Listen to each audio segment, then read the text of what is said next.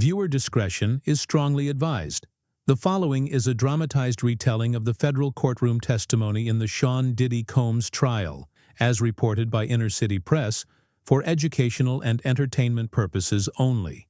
Ashton Kutcher didn't stride into the Manhattan courtroom like the Hollywood heartthrob the world knew.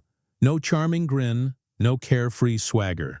On this humid spring morning, he was just a man under oath, his tie a little too tight, his brow glistening with sweat. His eyes flickered toward the exit, but there was no escape. Not from this, the truth he was about to unravel. For weeks, the media had buzzed with speculation. Photos from a decade ago, Ashton laughing at Diddy's side, clinking glasses at star-studded galas, had resurfaced like ghosts. His PR team had scrambled to spin the narrative, but no amount of damage control could erase his name from the evidence. Emails, security logs, financial records, and worst of all, videos seized from Diddy's sprawling compound. The world had known Ashton as the goofy prankster, the tech-savvy investor, the devoted family man. But today, in this courtroom, he was something else entirely. A witness in one of the most explosive celebrity trials in history. Sean Diddy Combs sat at the defense table, his face unreadable, his tailored suit a stark contrast to the weight of the charges against him. Trafficking, organized abuse, and a litany of allegations that had shocked the world. Ashton had been part of Diddy's inner circle, the so-called New Hollywood Rat Pack. Now, he was here to testify, and what he was about to say would send shockwaves far beyond these walls. The prosecutor's voice was sharp, slicing through the tension. "Mr. Kutcher, do you recognize this image?" A grainy photo flickered onto the courtroom screen. Ashton, mid-laugh, a drink in hand, stood in a dimly lit room. His shirt was unbuttoned just enough to hint at the carefree vibe of the night.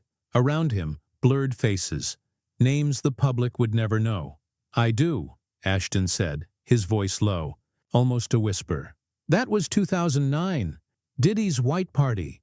The room leaned in. That single image was a crack in the facade, the first glimpse into a world Ashton had kept hidden for years. He shifted in his seat, his hands gripping the edge of the witness stand. "I was friends with him," he said, his eyes darting toward Diddy, who didn't flinch. "I looked up to him. He was a mentor, a mogul. But there were things I saw, things I ignored." The prosecutor didn't let up. "What kind of things, Mr. Kutcher?" Ashton swallowed hard. "It started with parties. Wild, exclusive. The kind of nights that felt like a movie. Me, Diddy, Danny Masterson, Wilmer Valderrama. We called it a brotherhood. The New Hollywood Rat Pack. It was fun at first. Private jets, secret venues, no rules. But then it changed. It wasn't just partying. It was curated." "Curated?" the prosecutor pressed, her tone laced with skepticism. "Curated experiences," Ashton clarified, his voice trembling. "You didn't just show up. You were chosen. Phones were taken at the door. NDAs were handed out like drink menus. I signed them. Everyone did. I thought it was just how things worked in that world." The courtroom was deathly quiet. Ashton's polished persona, the one that had charmed millions, was unraveling with every word. He wasn't just testifying against Diddy. He was exposing a system, a culture, a machine that thrived on silence. The prosecutor moved to the evidence. "Let's talk about the recordings." A grainy audio clip crackled through the courtroom. Speakers, captured at one of Diddy's infamous parties in 2013. Music pulsed in the background, laughter rising and falling. Then Ashton's voice, unmistakable. "I don't think we should be filming this. Seriously, this is too much." Another voice, smooth and dismissive. "Relax, it's all taken care of. They signed." The prosecutor's gaze locked onto Ashton. "Who were you referring to, Mr. Kutcher?" He hesitated, his eyes flicking to Diddy, who sat stone-faced, unblinking. "Guests," Ashton finally said. "Some were models, some weren't, but they didn't know what they were walking into." "Not really?" The word hung in the air. Not really. It was a confession, not just of what he'd seen, but of what he'd ignored. The gallery shifted uncomfortably, the weight of his words sinking in. Ashton wasn't just a witness. He was a man wrestling with his own complicity. As the morning wore on, Ashton's testimony painted a darker picture. The Rat Pack wasn't just a group of friends. It was a network, a power structure. We'd fly to secret locations, he said. Mansions with no clocks, no windows. It felt like a dream at first, glamorous. But there were rooms you didn't enter unless you were invited. And I was invited. The prosecutor leaned forward. Did you ever witness anything illegal? Anything exploitative? Ashton exhaled, his shoulders slumping. Not with my own eyes. But I heard things. Whispers. Rumors. I laughed them off. Told myself it was just talk. But there was this one time. He trailed off, his voice catching. A yacht party in 2012. Diddy brought out a group of women, models, influencers. He said, "They've all signed. You're safe." I laughed. I shouldn't have. The courtroom screen flickered again, this time showing footage from the 2009 White Party, co-hosted by Ashton himself. "That was my idea," he admitted, his voice heavy with regret. "We said it was for charity. But behind the scenes, it was something else. Something darker." He described how the dynamics shifted over time. Danny Masterson grew paranoid, controlling. Diddy and Danny were inseparable, a duo that set the tone for the group. "There was a guest list," Ashton said, "and a blacklist. You didn't cross Diddy. Everyone knew that." A murmur rippled through the gallery as Ashton recounted a chilling moment. A female guest, shaken, had approached him at one of the parties. "I asked if she was okay," he said, his voice breaking. "She said, 'They told me not to talk.' That stuck with me. I should have done something. I didn't." Ashton's eyes glistened, his composure cracking. "I'm here because I was part of that circle. I saw enough to know something was wrong, and I didn't do enough to stop it." The testimony took a darker turn as the prosecutor introduced a new term, freak-off. Whispers of the word had circulated in industry gossip for years, but now it was part of the courtroom record. "What's a freak-off, Mr. Kutcher?" the prosecutor asked, her voice steady but piercing. Ashton shifted uncomfortably. "It was an event. Private. Exclusive. Phones. Confiscated. Guests blindfolded sometimes. Diddy called it performance art, but it wasn't. Not really. He described his first one in 2005. "I thought it was a theme party. I brought a date. Within 30 minutes, I knew I'd made a mistake." He wouldn't detail everything he saw. Some things, he said, he couldn't bring himself to repeat. But his words painted a vivid picture. Hidden cameras, terrified faces, rooms you didn't enter unless someone tapped your shoulder. "I was tagged green light," he said, referencing a digital guest list found on a seized laptop. "It meant I was trusted. I could go anywhere. And I did." The prosecutor held up a document, an NDA from 2010, 28 pages long. Ashton nodded. "I signed it. Everyone did. Caterers, security, entertainers. It was just what you did." The courtroom hung on his every word as he described trying to pull away. "In 2014, I told Diddy I was done. It wasn't for me anymore. He looked at me and said, 'You don't quit? You're in or you're out forever.'" That same week, 3 of Ashton's investment deals collapsed without explanation. A mutual friend called, voice low. "You made someone nervous." Ashton's voice dropped to a near whisper. "I was afraid. Not just for my career but for my family." Diddy didn't need to raise his voice. All he had to do was stop returning your calls. That was enough to ruin you. The courtroom broke for recess, but no one moved. Ashton Kutcher, the man who'd built a career on charm and wit, had just laid bare a truth he'd buried for years. And the trial was far from over. The afternoon session shifted focus to the financial web that underpinned the lifestyle. Ashton wasn't just a party guest, he was a business partner. His reputation as a tech investor had made him a bridge between Hollywood and Silicon Valley. But now, those deals were under scrutiny. "In 2009, I started working with founders, fund managers," he said. Diddy had connections others didn't. He could open doors even the biggest VCs couldn't. The prosecutor laid out a timeline. Investments in a downtown LA tech hub, a nightlife app that folded after millions in funding. Funding tied to accounts now frozen under federal investigation. "I didn't know," Ashton said, his voice hollow. But maybe I should have. He described shell companies, transactions labeled consulting, or event services that aligned with dates of Diddy's notorious gatherings. One name kept surfacing, an anonymous investor linked to both Ashton's ventures and Diddy's overseas accounts. They told me it was to protect intellectual property, Ashton said. But looking back, it was probably to hide who was really paying. For what? The prosecutor's final question cut deep. Why didn't you ask more questions, Mr. Kutcher? He looked down, his hands trembling. Because the money was good. Because I didn't want to be the guy who rocked the boat. I had a brand, a family. I didn't want to lose it all. The courtroom fell silent. Ashton Kutcher wasn't just testifying against Diddy. He was exposing a world where power, money, and silence were currency. And he was no longer just a witness.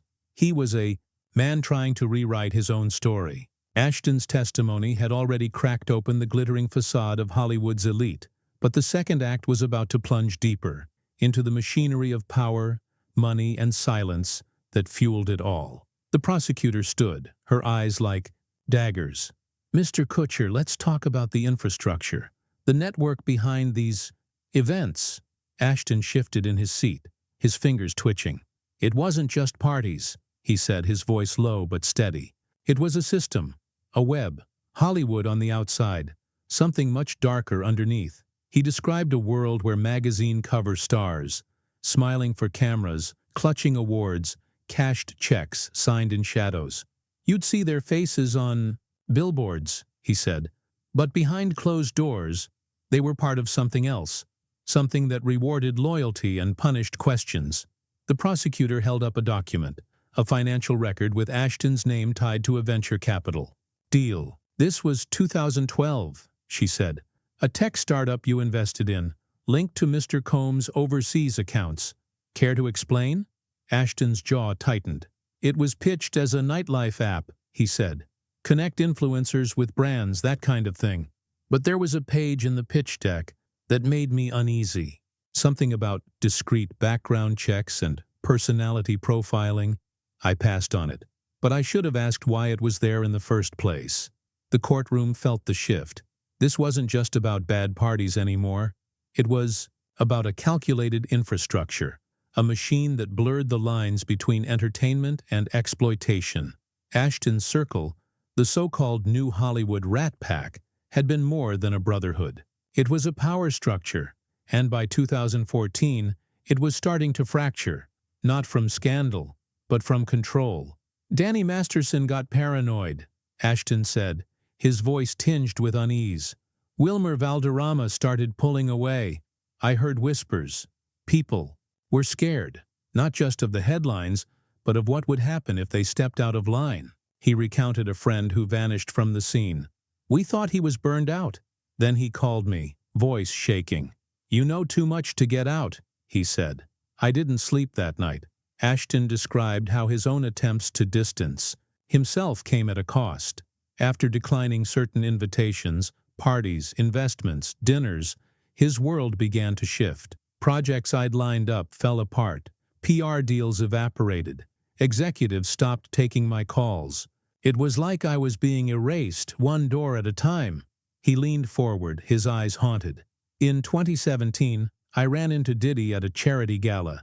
He hugged me, all smiles, then leaned in and said, "You should be careful about what you don't remember."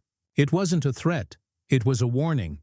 The prosecutor's voice cut through the silence. What happened next, Mr. Kutcher? Ashton's hands clenched. A few days later, a blank envelope showed up at my office. Inside was a USB drive, footage from a 2012 party. Nothing illegal, just me, laughing, drink in hand, looking like I didn't have a care in the world. But I got the message. Someone was watching. Someone always was. The courtroom buzzed as Ashton described the pressure that followed. Every time he tried to pull away, something surfaced. A tabloid leak, a hacked email, a vague lawsuit threat. I scrambled to protect my name. My family, he said.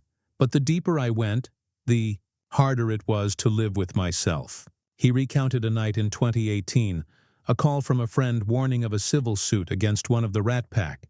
They said, "Don't let this get to you. We'll handle it." That's when I realized this wasn't friendship. It was damage control. Ashton began quietly severing ties, moving funds, closing contracts, distancing himself from Diddy's circle. But the ghosts lingered. "Business associates would mention Diddy's name like it was a badge of honor," he said. "Tech founders dropped hints about private funding rounds. I'd just smile and nod. But inside, I felt like I was being followed by a shadow I couldn't shake." By 2020, Ashton had worked tirelessly to clean his image. His investments were framed as philanthropy, his media appearances wholesome, his family life a picture-perfect postcard. But beneath the surface, he was running. The pandemic changed things, he said. Stars went quiet, scandals started breaking, and Diddy's name wasn't whispered anymore, it was shouted. The prosecutor projected a new piece of evidence, footage from a 2023 Hamptons party, co-hosted by Ashton and Diddy. The clip was grainy, showing influencers being led by handlers into restricted areas. Ashton's voice, calm but firm, came through. "Just keep them calm until we start." The gallery gasped. The prosecutor's eyes narrowed. "What did you mean by that, Mr. Kutcher?" Ashton's face paled. "It wasn't what it looked like. We were told it was a branding shoot. That's what I thought I was doing. But when that clip hit the internet," he trailed off, shaking his head. "Public perception didn't care. I lost endorsements. Tech partners bailed. Investment funds quietly dropped me from their boards. And Mila," his voice cracked, "she begged me to walk away years ago. I didn't listen." The testimony turned to Danny Masterson, a name that sent a chill through the room. Masterson, already convicted and sentenced, had been more than a co-star to Ashton. "We came up together," he said. "Shared everything, work, parties, investors. On that 70s show, it wasn't just filming, it was networking. Danny had Scientology, I had tech, Diddy had fashion and music. Together we built a web of power that silenced anyone who questioned it." The prosecutor presented a memo from a PR firm Ashton hired in 2018, outlining a plan to flood search engines with positive stories about him, Diddy, and Masterson.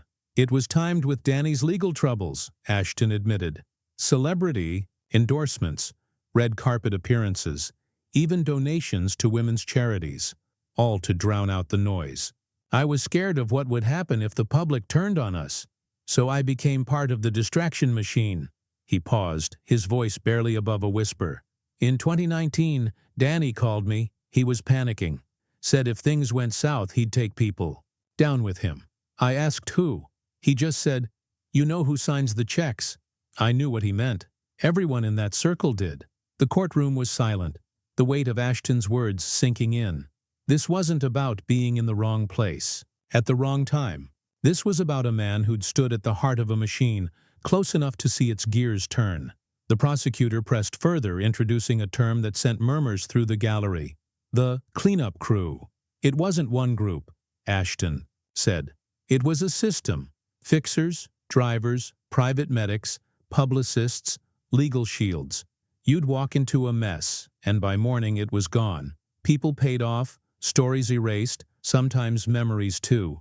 He recounted an incident from 2015, an overseas event where a guest had a medical emergency. Security swept in, removed her. By dawn, the room she'd been in was remodeled. New walls, mirrored glass, like it never happened. He described 3 tiers of silence: the hush fee, the job offer, and the threat. "Some got a new car," he said. "Others got a role in a series. And some just disappeared from the invite list." Financial records showed Ashton had authorized payments through an LLC to a media consultant who also worked on Diddy's fashion campaigns. "Why did you do it?" the prosecutor asked. Ashton's answer was raw: "Because I didn't know how to escape." By 2021, he'd begun withdrawing from ventures tied to Diddy's associates, closing businesses, deleting a decade's worth of photos from cloud archives. "You ever tried to delete a part of your life?" he asked, his voice hollow. "The problem is someone else always has a copy." He spoke of a chilling message sent to his wife, Mila Kunis, in 2022. A photo of her with their children, captioned with a line from a contract she'd never seen. "It wasn't a threat," Ashton said. "It was a reminder. Even if you leave, the party never leaves you." Ashton's voice broke as he explained why he was finally speaking out. "I got tired of erasing myself," he said. "The longer I stayed quiet, the more I became one of them." He sat still, the weight of his words settling over the room. "This isn't about saving face. It's about saving whatever part of myself I still recognize." The prosecutor's final question cut deep. "If you could go back, Mr. Kutcher, would you change anything?" Ashton's eyes glistened. "I'd have walked away in 2005. The first time I saw a door close behind me at one of those parties, I should have left. But I stayed. I played along. I smiled on red carpets and pitched apps while people got hurt." He revealed he'd sent letters to some of the victims, not for forgiveness, but to say, "I see it now, all of it." Turning to the judge, he said, "Your Honor, if this court needs anything, emails, records, names, I won't fight it. I've done enough fighting for the wrong people." A hush fell over the room. Even Diddy, stone-faced through it all, didn't move. The courtroom wasn't filled with celebrities or moguls anymore. It was filled with the echoes of what they'd tried to bury.